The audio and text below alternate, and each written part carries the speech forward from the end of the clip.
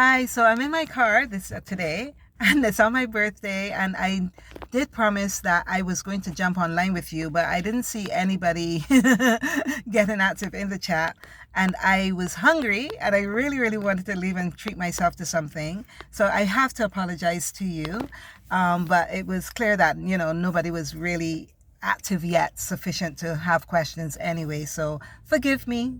However, it is day two, and today's topic is summits and plummets and sleep and wake. So, what is summits and plummets? As we enter into this space next year of taking care of ourselves, I want us to first think of what are some of the wins that we had, which are summits, last year when it came to taking care of ourselves.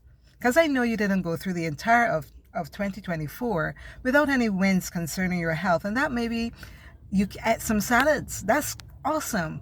You started walking for a month and then you stopped, but you started walking for a month. And then you had some plummets where you didn't quite, practice your meditations. You didn't quite go to the spa as often as you wanted in terms of the self care. And of course, I am going to tell you right now that going to the spa is not the totality of caring for your health, okay? Now, so you may have had some plummets. Things didn't necessarily go well. But what I'm hoping that you did have were nuggets, which is whether you were on the top of your world and doing really well, or whether you were in the valley and worried about how you were doing and beating up yourself or having other people beat you up, there were lessons to be learned. There were nuggets to take away from that.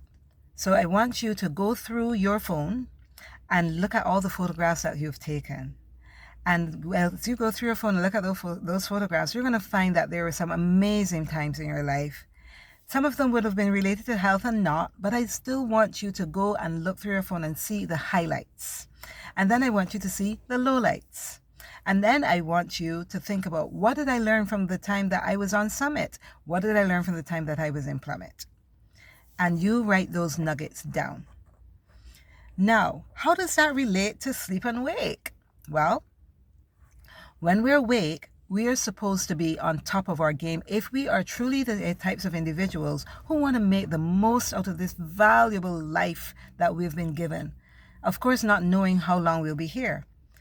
You're in this challenge because I know that you think or you have assessed yourself and recognized that you are not capable of bringing your all to life because somewhere your health is being compromised. Now, I want to be careful when I'm using the term health.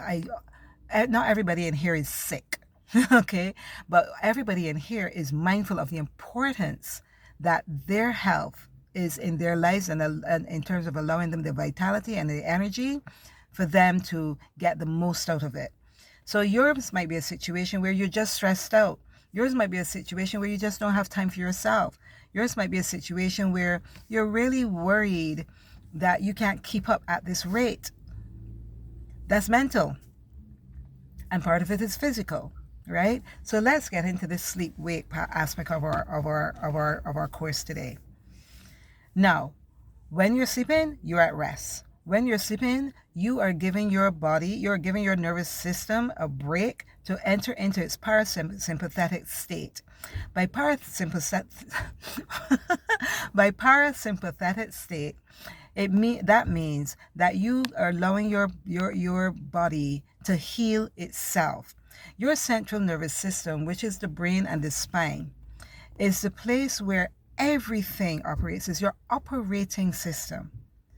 And so the reason why when we're stressed, we can actually end up being sick is because we are literally attacking our central nervous system, the very operating system that allows single thing else to work. Stress is real, and I know you know it's real because you feel it in your body. So when you sleep, you get an opportunity to come down and bring down your stressors, and your body is able to heal. Your brain and is refreshed. Your spinal fluid is literally recycling through your brain. I can't remember the number of times per day, right?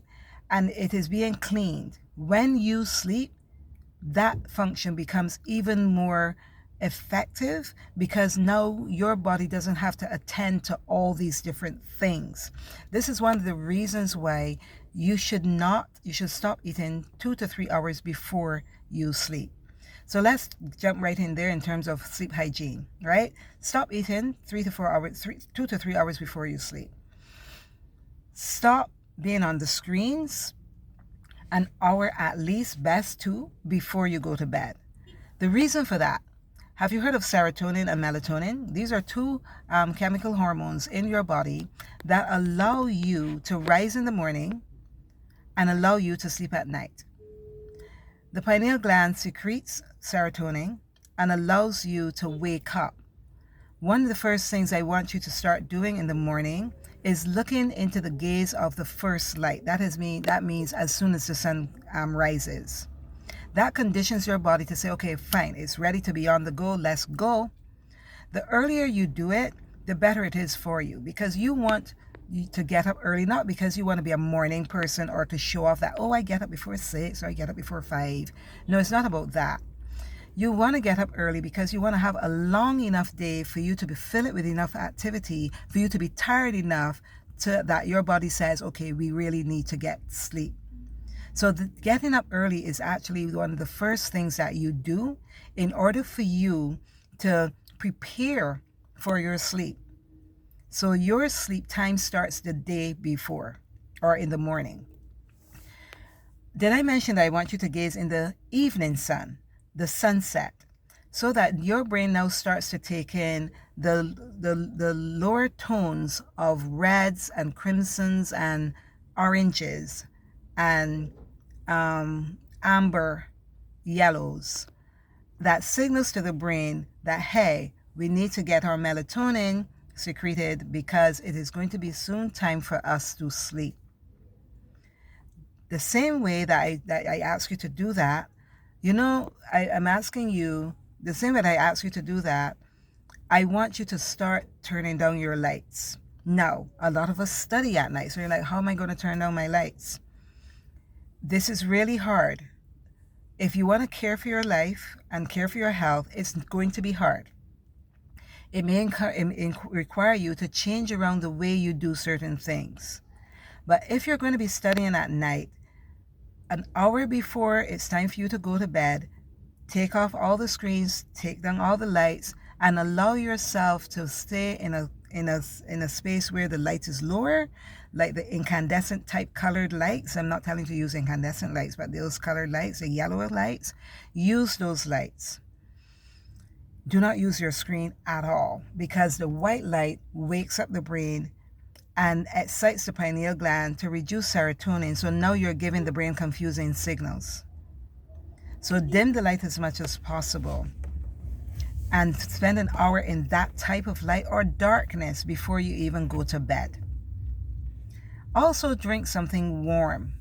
I don't know if warm milk works anymore, but it used to work for me when I used to drink milk. I don't anymore. But something warm like a chamomile tea would be perfect to help you transition into your sleep time. Another thing that you can do is take warm baths. In the morning, start with a warm bath and end with a cold bath. But in the evening, start with a cool bath and end with a warm bath. And that allows your body to signal to your parasympathetic system that it's time for you to invoke your relaxation response. Speaking of relaxation response, also come up with something that you can do that helps to calm yourself. I meditate before I go to sleep. Sometimes my meditations are quite riveting and it keeps me awake. So what I try to do is get my meditation in around 6 o'clock way before it's time for me to go to sleep. But it calms me down and puts me into a space where my body is now getting ready to transition into sleep.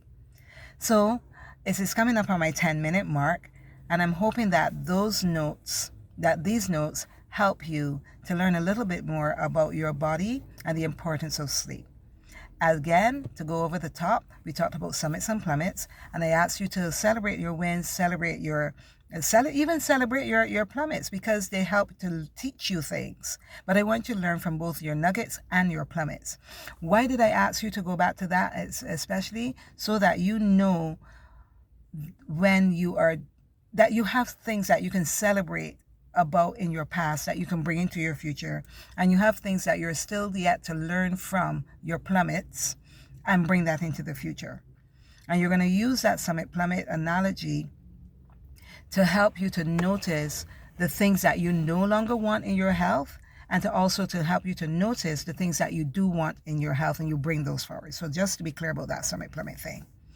And then last week we talked about the importance of your sleep in order for it to give you your best waking hours. Okay, so that's pretty much for it today. Pretty much for it today. And I will see you tomorrow when we talk about nutrition. So please get participating in the challenge. You signed up for a reason. Don't let this go to waste. This is not something that I do often, so I'm really excited to be bringing this to you, but I really want you to make the most of it, because what is a gift if you don't make the most of it, right? So take care. See you tomorrow.